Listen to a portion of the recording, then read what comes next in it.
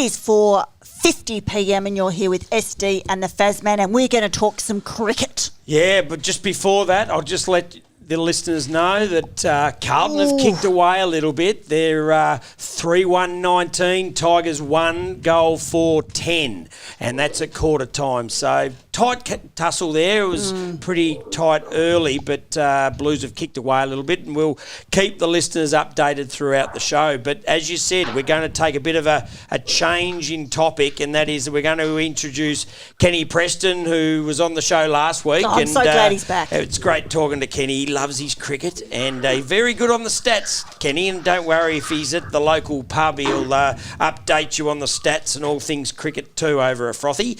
And Kenny's over there in Melbourne. He's probably got a little bit of the footy on in the background, but he's a Hawks supporter, so he's probably... I'm all right with that. Yeah, he's probably more interested in talking cricket than the Carlton-Richmond game at the moment. So, Kenny, if you are there, we'd love to have a chat to you about the cricket. Are you there?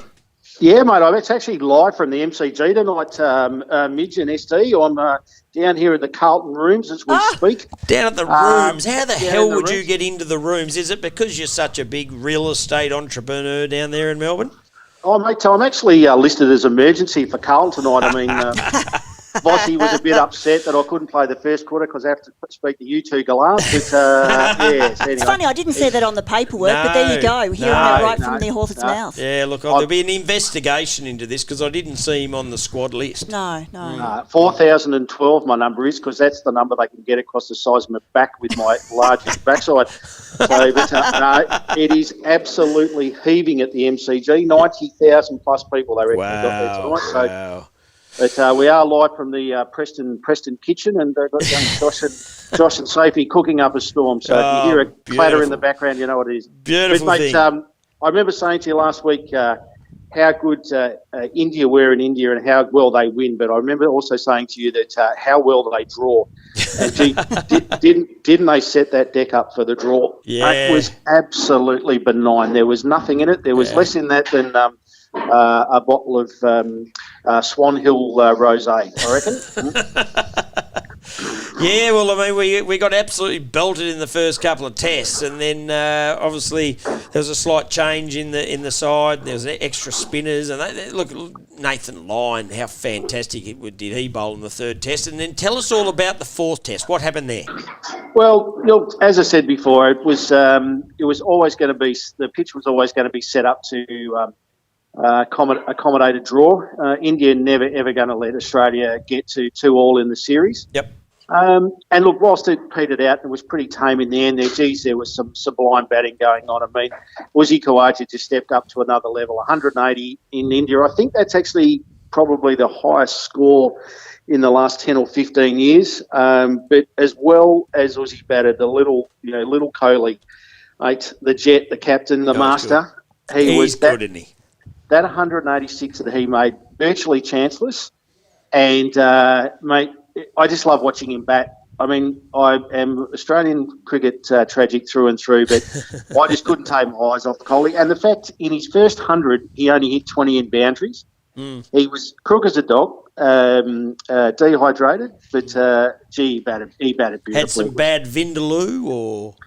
No, I don't think so, mate. I think he'd be fairly accustomed to the old backstreet. I'm not too good on the Vindaloo. It knocks me around a little bit. The old Ben Gawley Vindaloo. I think he'd be pretty used to it. But it was averaged over 40 degrees most of the days they had there. And I noticed through the course of the Test match they had blokes in cool vests, and they were cooling the players down with ice packs on the ground. So. Yeah. Would have been fairly tough conditions, I would suggest, mate. Yeah. So was it a result that you predicted, or did you think that Australia might have had a chance to win? What did you think? Look, it was always going to be a draw. I think from day one we see that the deck was just flat as. There was nothing in it for any of the bowlers. And, when Australia went out and made 480... And I think India were none for 70-odd overnight after day two. They were always set up for a draw. But there was some good highlights to come out of it. I mean, Lyon bowled a substantial amount of overs, which is good for him going into the upcoming Ashes. Yeah. And we do get to play India again in the World Championship of Tests, which is on England. I think that starts the 7th of June, but don't quote me. So, yeah, it was some good stuff to come out of it. Look, Kawaja batted well. As you say, Lions bowling well. I think they missed a trick, though, Australia. I think they should have picked Boland. I would have been happy to see him. Isn't he? He's a handy player. He's line and length. He gets a bit of outswing, and he just sort of pops up and gets a wicket when they need one. Well, he's just there and thereabouts, mate. And, he's just back of a length. And if Australia bowled, if they did anything wrong when they came through to bowl, if they did anything wrong, they bowled too full. Yeah. And with the Indians, with their quick hands and, the way they play these benign decks, they're always going to just thump you through, backward square leg or behind cover for 4. And Australia just bowled too full. Yeah. But with Boland bowled back of a length, he shapes the ball around a little bit. So I think they missed a trick. I would have played. They had nothing to lose. I mean, and India were always predicted Australia would go in with 3 spinners. Yeah. And India took they took in a couple of quicks. Didn't do them much good, but Boland's a much better bowler than. Well, I shouldn't really say that. I suppose probably get every Indian supporter ringing up saying he's not. But Boland certainly, he's there and thereabouts, and that's what they should have had. Yeah, I mean, I'm lucky enough, I'm sure you do too. I have KO at home, so I get the opportunity to catch up when I can, the minis, whether I just watch the mini version to get the highlights and do a little bit of research. I don't think I do as much research in the cricket as you, Kenny, but I watch a bit of it, and one thing I notice over there, the outfield's fast, isn't it? Once you get it past the infield, it's gone, it's 4. Well, mate, not only are you lucky to have KO, you're lucky to have more time than anybody on your hands because you don't do an enormous amount. The outfield was absolutely lightning and small boundaries too, Yeah. One of the boundaries at that ground was less than 50 metres, so no one's chasing that down if you get it through the infield. Yeah. Would you as a spectator and supporter of cricket and cricket lover, would you ever love to go over there and watch the cricket in India for the atmosphere and the just a different way of watching the cricket? I was fortunate enough to go to. I'm answering your question around about why I was fortunate enough to go to the one of the 2020 games against Sri Lanka that they had at the G just recently against Australia, and the noise that those 15,000 people made was just unbelievable. And it goes from the first ball of the day to the last ball of the day, irrespective of where they're winning and losing. So imagine sitting in a stand, like there wasn't a huge crowd to any of the days. Yeah. But imagine sitting in a crowd of 50 or 60 absolutely passionate Indian supporters going absolutely ballistic. Yeah, mate, it'd be fantastic. Yeah. I mean, So next time they play over there, maybe we can get the station to sponsor me into the crowd, and I'll give you a live update. Oh, look, that'd be fantastic. I'd be pretty happy to report on the Ashes if you want to sort that out. I'll put that through to the suggestion box. Not sure the budget has been extended, but you never know if there's any sponsors out there that would like a bit of a plug and like to help Kenny get over to the Ashes. I'm sure he'd love to give us a real update on it, one of the test matches. And one of the big building companies would certainly be prepared to put forward the cash. Sure. You know a few big developers over there in Melbourne. We broadcast live nationally, so you can put us in touch with one of them and they'll help you out, I'm sure, Kenny. Yeah, but that's what we're looking forward to now, mate. Well, we've got the Sheffield Shield final coming up, and that looks like it's going to be, well, it's obviously WA, and it'll be WA at the Wacker, but it looks at this stage like Victoria will take up that second berth because they're giving WA a bit of a bath at the moment. Yeah. A few people are telling me that WA are tanking because they wanted to play Victoria rather than Queensland, but yeah, Queensland just probably not going to get the points to get through, and I think it'll be WA Victoria, which will be a great game, especially with the Vics having a few of their test players coming back. Yeah.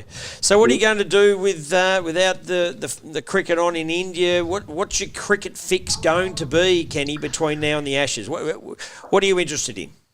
Oh, you mean as in what am I going to be watching? Yeah. What cricket would you put on if there was some cricket to watch? Well, mate, there's a few test matches in between, like a few. I mean, I'll watch anything. I don't. As I said, I love watching Australia play, but mate, I'm that much of a cricket tragic. I mean, I've been watching the England Bangladesh 2020s of recent, and England got towed up in that 3-0. So that was interesting to see Bazball come unstuck a bit. Yep. But there's always cricket on anywhere you go. I think South Africa have got a tour on at the moment. And look, June is not that far away, my friend. That's right. It goes pretty quickly. Just quickly, I did get a bit of an email come through from a gentleman you might know over here in Perth, Grant Winning. He was very impressed with your rap on the cricket, and he's a fan now of Talking Sports. So Grant was impressed with your rap, and I'm sure he'll be listening now. Yeah. Well, if he is, big shout out to Winner and the team up there at LJ Hooker Kalamunda. They're a great mob of people. Binner and Winner, fantastic people. Yeah, well, you're getting a bit of a following. There's been quite a few little emails, Ken, about your rap, and they were quite impressed with your commentary and analysis, and hence why we've had you back. So we really appreciate that. We certainly would love to chat to you, and SD. Kenny would be great to have when the Ashes come up later on. Absolutely. I don't know if... Especially because it saves me having to talk to you about it. Well, now you know a lot about it because I do. Kenny's brought you up to speed, but we'll have to go to the accounts department, surely. Because geez...